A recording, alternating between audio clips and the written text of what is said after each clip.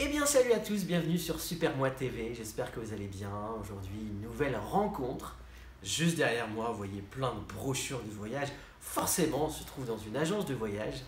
Je suis avec Béatrice et je vais vous raconter sa belle histoire, en fait, sa rencontre, cette correspondance qu'elle a tenue avec Eulalie du Burkina Faso. Et voilà, il s'est passé plein de choses cette correspondance. Je vous en dis pas plus, tout de suite place à Béatrice. Salut Béatrice, Bonjour Franck, tu vas bien? très bien et toi? Bah oui, ça va. Merci de m'accueillir dans ton agence. Avec plaisir. On va parler de toi, puis on va parler évidemment aussi de ton association. Merci infiniment en tout cas d'être venu vers moi pour me confier cette jolie histoire. Voilà, ça m'a touché. Et donc, on aime évidemment sur Super Moi raconter des belles histoires. Donc voilà. Alors, moi, j'ai une première question pour toi. Voyager, ça fait partie, évidemment, hein, de ton présent. Est-ce que ça a toujours été le cas? Est-ce qu'enfant, voyager, c'était déjà ça? Non, parce que quand j'étais enfant, avec mes parents, on faisait beaucoup de bateaux. Ouais. On était d'Orléans et on venait en Bretagne faire du bateau, en fait. On était beaucoup sur l'île d'Ar et puis les voyages que j'ai faits enfant, ça se limitait à l'Angleterre, l'Allemagne. L'Europe, Voilà. en fait, finalement, Oui, c'est un ça. petit peu. Mais on D'accord. prenait pas l'avion. Mon papa était cheminot, donc on voyageait en train Ouais. et on faisait du bateau. Ouais. Mm. Alors, cela dit, est-ce qu'il y avait déjà ce côté, les rencontres, l'autre, la différence? Est-ce qu'il y avait quelque chose chez toi? Est-ce que tu as eu une éducation autour justement de la rencontre et de la différence? Ou pas? Ou est-ce que c'est quelque chose que tu as, toi, cultivé, ado, adulte, etc.? Bah, on a reçu, ma sœur et moi, une éducation très ouverte vers l'autre, en fait. Donc, D'accord. mes parents m'ont inculqué cette ouverture. D'accord. Et alors, de cette ouverture, on va arriver du coup un petit peu sur l'histoire que tu vas nous partager. Il y a 40, à peu près 40 ans, tu as eu cette opportunité de rentrer en contact, de créer une correspondance avec une jeune femme, avec une jeune fille à l'époque, qui s'appelle Eulalie, du Burkina Faso. Est-ce que tu as envie de raconter ça? Comment ça s'est passé? Alors, très simplement, donc, mes parents m'ont donné le choix d'aller au catéchisme. Ouais. Donc, j'ai dit oui, je veux bien essayer. Et puis, en fait, donc c'était à Saran, à côté d'Orléans. Et la sœur qui nous faisait les cours vivait 6 mois en France et 6 mois au Burkina. D'accord. Et elle a eu l'idée de créer des correspondances entre enfants burkinabés et petits Orléanais. Ouais. Et c'est comme ça que j'ai connu Eulalie. Donc on s'est écrit et c'était une très belle correspondance en fait. Et puis c'est vrai que les cours tournaient un petit peu autour de la vie aussi des enfants au Burkina Faso. On leur envoyait des livres et puis... Alors, ce qui est génial quand même, parce qu'on a tous connu, moi j'ai connu aussi ça finalement, des correspondants, des petits amis, etc. Parfois c'était en Europe, en Angleterre, etc. Bref. Et puis parfois, voilà, ça tournait un peu court. Et puis la correspondance durait un an, 2 ans, Oui. 3 ans. Puis on se lasse finalement, on est pris par la vie, etc. etc. Mais là, c'est pas le cas en fait. C'est une amitié qui dure Oui. vraiment dans le temps en fait. Parce que, et en plus, on est de la même génération, toi et moi, à l'époque, y a pas on parle pas de mail, quoi. Hein, on parle de courrier, de retour de courrier, etc. C'est passionnant finalement que ça dure depuis si longtemps, en fait. C'est vrai que toutes les correspondances que la sœur Françoise avait instaurées n'ont pas forcément pris comme nous deux, Eulalie et moi. Nous, on avait vraiment des échanges de courriers riches. On se réjouissait l'une et l'autre de recevoir dans la boîte aux lettres une lettre qui a mis des mois parfois à arriver parce que c'était long. Et puis on s'écrivait, on n'avait même pas de photos. Il n'y avait même pas de photos. Même pas de photos, on s'envoyait des dessins ou choses comme ça. Et en fait, ce qui est marrant, c'est que j'ai toujours toutes ces lettres. Ah ouais, t'as tout gardé. J'ai tout gardé. Comment t'expliques ce lien fort qui s'est mis en place en fait? Il y avait de la curiosité de part et d'autre par rapport au pays, par rapport... Bah, c'était l'Afrique. Donc, Ok.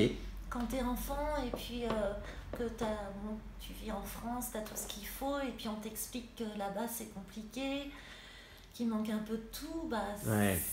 je pense que ça m'a sensibilisée aussi et puis... Ça t'a parlé, quoi. Voilà, Ouais. ça m'a parlé et puis Lali aussi, il s'est passé un truc dans nos échanges de lettres. Ouais, c'est clair. Mm. C'est, en tout cas, je trouve que c'est touchant parce qu'il y a quelque chose de vrai et d'amitié pure, quoi. Ouais. Est-ce que cette correspondance-là, est-ce que tu penses que dans ta manière d'évoluer en tant qu'adulte, etc., est-ce que ça t'a inspiré à travailler dans le domaine du voyage? Tu penses qu'il y a eu un effet, il y a eu quelque chose qui s'est Ouais, fait? je pense que c'est lié parce que j'ai toujours eu envie de faire ce métier-là et à 14 ans, quand on m'a parlé orientation, je crois que c'est 14 ans, en troisième. Ouais, 14-15 ans, ouais. Voilà, c'est ça. Moi, j'ai tout de suite dit agence de voyage, sans réfléchir. C'est fou ça. Est-ce que tu penses que inconsciemment, il y avait ce truc de se dire, avec ce métier, peut-être un jour j'irai la voir? Je pense, oui. Ouais. Ouais. Mais bon, après, quand j'étais enfant, ça me paraissait tellement loin, l'Afrique. Ouais. J'espérais la voir, mais ça me paraissait comme quelque chose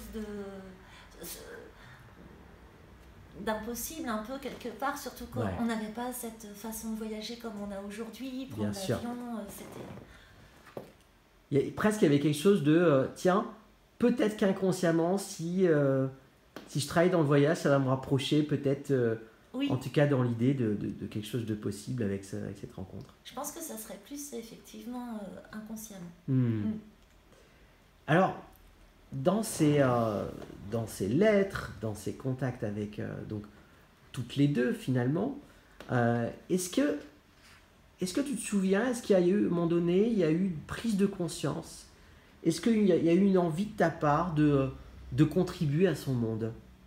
Et à te dire, et si je pouvais concrètement faire quelque chose? Est-ce qu'il s'est passé quelque chose pour toi ou pas? Quand j'étais enfant? Ouais. Alors déjà, on vendait à la sortie de la messe des petits objets pour financer l'achat de livres et les expédier au Burkina. D'accord. Donc ça me rendait super heureuse en fait. C'était le ressenti qu'on a une fois qu'on a fait ça, ça me rendait heureuse. Mais pas que ça en fait. Aussi, j'ai eu l'occasion une fois d'aller jouer de la flûte dans une maison de retraite. Je me suis rendu compte qu'il y avait beaucoup d'isolement des personnes âgées et ça m'avait apporté beaucoup d'émotions. Même mes parents avaient eu peur que ça me choque. Et puis au final, je me souviens de ce sentiment un peu d'apaisement et de bonheur quand on a fait ça en fait. C'est important pour toi de contribuer, de rendre un petit peu, d'amener ta petite pierre à rendre les gens heureux un peu ça l'idée? Oui. Que tu as un peu dans ton métier aujourd'hui quand même finalement. Ouais. Du coup, moi j'ai envie de te poser une autre question sur... parce que là on parle, il y a ces courriers, il y a cette envie de contribuer à l'une et à l'autre d'ailleurs, parce que j'imagine que Eulalie avait envie aussi, d'une certaine manière, de te contribuer à toi aussi, en te partageant ce qu'elle vivait, etc., etc. Tu te souviens quand il y a eu cette première rencontre physique avec Eulalie? D'ailleurs, je vois ton sourire. Il y a ce truc qui fait « Waouh, ouais, c'était trop bon ». Ouais. Tu te souviens de ça? Parce que finalement, vous étiez... il y avait eu tant d'années après toutes ces lettres. Est-ce que tu peux me raconter comment s'est passée cette rencontre? Alors, ce jour-là, je me rappellerai toute ma vie, c'est sûr. Donc, Eulalie, on s'était écrit jusqu'à l'âge de... J'ai du mal à situer, on va dire 13-14 ans. Et puis après, chacune a fait sa vie, ses études. Et après, moi j'ai quitté Orléans, je me suis installée en Bretagne. Et donc à l'époque, je travaillais dans une agence de voyage à Vannes. Et puis il y a une cliente avec qui j'avais une relation assez proche qui un jour m'a demandé un billet pour le Burkina. Et là, je lui ai raconté mon histoire avec Eulalie. Et puis c'est elle qui me dit, écoutez Béatrice, vous me notez sur un bout de papier son nom, on ne sait jamais.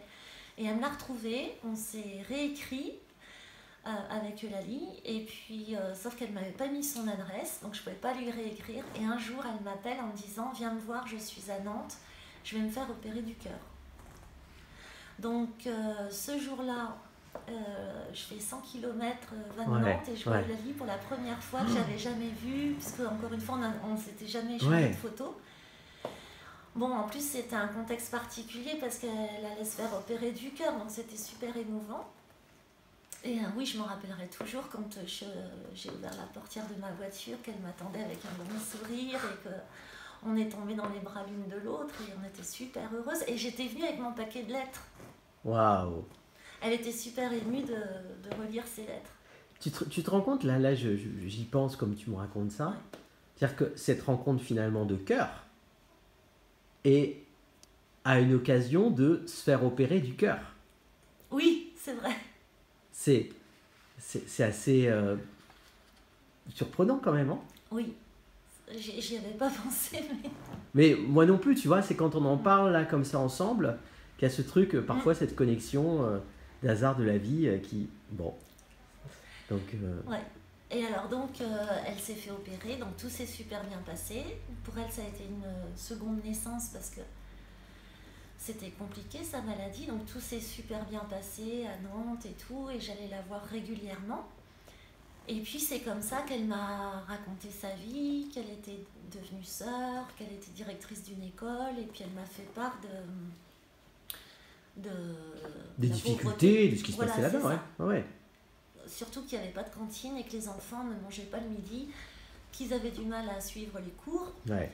Et il faut savoir qu'il y en a certains qui font 5-6 km à pied pour venir à l'école. C'est vrai qu'on a, des images forcément de par internet. À la fois, est-ce qu'on se rend compte des situations? On ne sait pas, en tout cas. On a les uns les autres des gens qui connaissent ce milieu, etc. Et à la fois, tant qu'on ne le voit pas, tant qu'on n'est pas touché personnellement par ça, et du coup faire le rapport entre ce qu'un Français, ce qu'un Européen peut vivre en allant à l'école, etc. Enfin, là on parle de l'école et ça va au-delà, l'eau, etc. Mais c'est une chose de savoir, et c'en est une autre, de le vivre vraiment, quoi. Exactement, ouais. Quand on ne le vit pas vraiment, ça paraît abstrait. C'est en dehors de nous, quoi. Oui. Et donc, du coup, après, Eulalie repart. Voilà. De son voyage à Nantes. Alors, avant qu'elle reparte, on était allé, on l'avait invitée au restaurant, et puis c'est là. C'était son premier voyage en France ? Tu sais ou pas ? Non ? Je crois qu'elle en avait déjà fait un avant. D'accord, voilà. ok. Avec la communauté, elle avait déjà eu des formations en France. Ok. Et donc, à ce déjeuner au restaurant, elle me dit, tu vois, quand je prends la carte du restaurant, une bouteille de vin, 15 €, c'est une année de scolarité pour les enfants. Waouh. Voilà. Et puis, en rentrant... on en a discuté. Moi, je suis rentrée en fait à Vannes le soir, et puis j'en ai parlé à mon conjoint, à mes amis, ma famille. Tout le monde trouvait ça incroyable, cette histoire. Et c'est tout naturellement que nous est venue l'idée de créer cette association. Donc, juste avant que Lali parte, je suis allée la voir une dernière fois et je lui ai dit, tu sais, on va créer une association, on va t'aider. Et c'est toi qui vas choisir le nom. Et alors, c'est pour ça que ça s'appelle Amitié, c'est pour symboliser notre amitié à toutes Bien les sûr. deux. Morbihan et Thénado, c'était D'ailleurs, amitié avec au singulier, quoi. Hein. Oui, c'est ça. Ouais. Et Thénado, le village où elle était à l'époque. Alors Eulalie était super émue et tout, et puis moi ce qui m'a porté c'est l'engouement de tout le monde autour de notre histoire à toutes les deux. Et après ça s'est fait naturellement. C'est beau ça. Voilà, quand Eulalie elle est repartie, donc là c'était en 2004, elle savait que on allait créer l'association et puis qu'on allait venir la voir. Ouais. Alors quand tu dis on allait venir la voir, est-ce que toi c'est allait être la première fois pour toi que tu allais aller en Afrique ou il y avait déjà eu des voyages pour toi dans le passé sur cette terre ou pas? Est-ce que c'était la première fois pour toi? C'était pas la première fois. J'avais eu un premier voyage en 97, je crois, au Sénégal. J'appréhendais parce que souvent ça fait ça aux gens, l'Afrique noire, il y a toujours une petite appréhension. Et en fait, ça a été un vrai coup de cœur, la découverte de l'Afrique noire. J'ai adoré cette autre culture, cette façon de vivre, le sourire des gens, la danse, les rires. Même si c'est pas facile pour eux, mais ça m'a vraiment ouvert. C'était une richesse de découvrir autre chose. Et puis je suis allée en Mauritanie aussi, en 2002. C'est un... J'entends la joie et à la fois il doit y avoir un vrai décalage finalement. Oui. Et pas forcément comme on l'imagine en disant ah, il y a d'un côté c'est le bonheur et de l'autre côté c'est la pauvreté en fait. C'est pas forcément ça du coup. Enfin, c'est juste deux mondes qui sont différents. Oui. Et avec des vraies connexions possibles quoi. C'est vrai que la pauvreté c'est choquant de voir les conditions de vie là-bas. Quand on voit ça, même si on, comme tu disais tout à l'heure, même si on le voit à la télé, quand on est sur place, ça fait bizarre. Et en même temps, c'est impressionnant aussi de voir cette joie de vivre. Ouais, c'est ça. C'est-à-dire que presque, tu sais, il y a ce rapport avec la norme, hein, un peu la norme européenne, vivre à l'européenne, oui. Etc. Et en fait, j'ai l'impression, enfin j'ai le ressenti dans ce que tu dis, qu'à ce moment-là, il y a tout ce principe de norme en fait qui explose en fait. Se dire mais c'est quoi la norme en fait? Est-ce qu'un Africain doit devenir un Européen entre guillemets hein, dans sa manière de vivre, etc. etc. ou j'ai l'impression que tout explose à ce moment-là quoi. Toutes les normes, tous les repères qu'on peut avoir, se dire mais c'est quoi toutes ces conneries quoi? Oui, exactement. C'est surtout que ce qui m'a le plus impressionné, c'est la prise de conscience que nous, on était plutôt... on avait une vie de façon individuelle, un peu... on est assez centré sur nous quand même, en France, en Europe en général, le mode de vie avec le matérialisme, etc. Même si ça évolue maintenant, aujourd'hui, on en revient de tout ça. Et là, la prise de conscience a été forte. Quand on voit là-bas, ils sont plus dans la famille, le collectif. Sur cette association, alors, on n'a pas besoin de revenir sur le sens que tu y mets, parce que, voilà, moi je le vois, on parle de collectif, on parle de revenir à de la joie simple, etc. Et ramener ces leçons-là, finalement, aussi chez nous, hein, quand on revient. C'était quoi, par exemple, évidemment, les résultats, il y en a plein de ce qui a été fait par rapport à cette association. Tu pourrais pas tous les compter, mais concrètement, par exemple, c'est quoi? Ça permet quoi, cette association? Alors, c'est très simple parce qu'on a un seul but, c'est financer la cantine des enfants. On aurait pu faire plein de choses. On est resté centré sur toujours le même but, offrir des repas aux enfants le midi. Parce que lors du premier voyage que j'ai fait là-bas en 2006, il y a une maman qui m'a dit « ventre vide n'a pas d'oreille ». Donc, et les enfants un repas pour eux, mais il faut voir la joie. Je l'ai vu pendant le voyage, de pouvoir manger et de... Enfin, c'est incroyable. C'est plus qu'un enfant ici à Noël n'a pas autant de joie en recevant un cadeau. Ouais. C'est incroyable. Ouais, Donc, ouais. on aurait pu faire 100 000 choses. De toute façon, il y a 100 000 choses à faire. Mais on s'est dit qu'il valait mieux rester sur le même but, les repas, et puis que l'association dure le plus longtemps possible. Ouais, je comprends.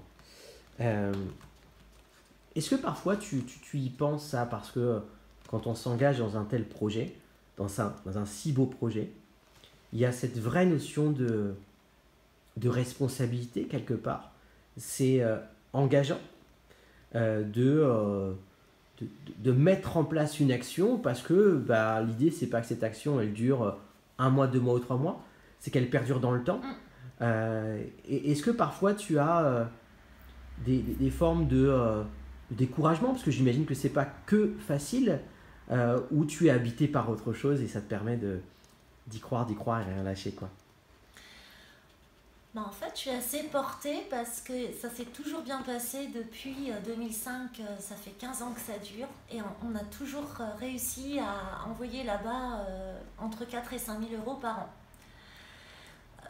À chaque fois, il y a une belle énergie qui arrive, que ce soit des particuliers ou une entreprise qui propose un tournoi solidaire ou une marche. En fait, à chaque fois, il y a quelque chose qui se passe. Après, pour ne pas être trop stressé, la gestion est très raisonnable de l'association. C'est-à-dire qu'il y a eu des années où on a pu récolter 7 000 euros, voire 8 000 euros. Eh bien, c'est placé les 3 000, les 2 000 ou 3 000 de plus, c'est placé sur le livret A. Comme ça, on aime bien travailler avec une année d'avance. Là, par exemple, pour l'année prochaine, j'ai déjà 2 500. Cette année, elle est financée. Là, j'ai 2 500 pour l'année prochaine. Ça me rend moins stressée de savoir que j'ai 2 500 à trouver. Mais je penserai après à l'année d'après. Est-ce que tu as l'impression que le fait que ça soit quelque chose finalement, que cette association elle soit créée à partir de quelque chose de vraiment simple, avec cette amitié que tu as créée dans le temps, et que ça soit du rapport direct, parce qu'aujourd'hui finalement, parfois on fait des dons, on ne sait pas trop à qui et comment ça va arriver, est-ce que ça ne va pas servir des ONG, etc. Alors que là, ça arrive finalement directement, quoi. Et c'est peut-être rassurant finalement pour tout le monde, quoi. C'est ce qui rassure tout le monde. Et c'est souvent ce que me disent les gens qui sont très fidèles, et je suis hyper touchée par l'engouement des gens, la générosité. Parce que les Français sont très généreux, il faut le dire. On n'imagine pas. Et quand ils ont confiance en plus où va l'argent, c'est extra. Et c'est bien sûr parce que c'est direct, il n'y a pas d'intermédiaire. En fait, l'organisation, elle est très simple. Il y a un compte ouvert à la poste ici à Auray, un compte aux chèques postaux à Ouaga. Je fais le virement, Eulalie retire et elle achète les sacs de riz, les haricots, l'huile. Voilà.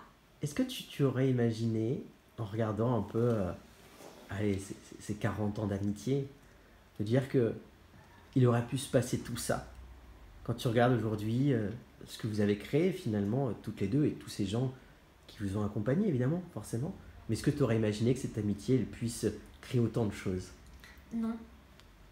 C'est vrai que avec le recul, j'aurais jamais imaginé ça, mais moi j'ai toujours pris ça comme un cadeau de la vie, parce que même si c'est pas toujours facile, il faut le dire, c'est du temps. Parfois, l'activité professionnelle prend quand même la majeure partie du temps, et puis on rentre chez soi, on est fatigué, on se dit mince, j'ai pas fait mon mailing, j'ai pas appelé, j'ai pas fait ci, j'ai pas fait ça. Donc là, on peut être un petit peu découragé, mais au final, quand on voit l'impact que ça a, on est porté. Mais c'est surtout un cadeau de la vie, en fait. Ouais. Ça met du sens, ça, au quotidien. Et puis, on est très proches toutes les deux, même si on est loin, de par cette histoire. Eulalie, j'ai eu la chance de la voir en octobre dernier. C'est une amitié extraordinaire. Est-ce qu'il te reste encore, toi, des rêves à réaliser, même si peut-être celui-là, en est un. T'en as d'autres, toi, à réaliser des rêves? Déjà continuer à métier Morbihan Tenado tant que Eulalie est directrice là-bas, puisque sinon j'aurais pas confiance si elle n'était pas là-bas. Sinon d'autres rêves, continuer à voyager, parce que voyager c'est la plus belle richesse, la découverte de l'autre. Donc continuer le plus possible à faire d'autres rencontres, en fait. Voyages, voilà. Ouais. J'aime beaucoup la découverte des cultures et puis être dans le partage. Ouais. C'est des rêves plus des rêves simples, mais en même temps, oui. Ouais, comme cette rencontre qu'on s'accorde aujourd'hui finalement. Moi j'ai très envie de te remercier en fait par cette simplicité, par cette humilité et voilà, c'est bravo à toutes les deux, c'est chouette. Merci Franck, merci à toi de relayer le projet sur ta TV.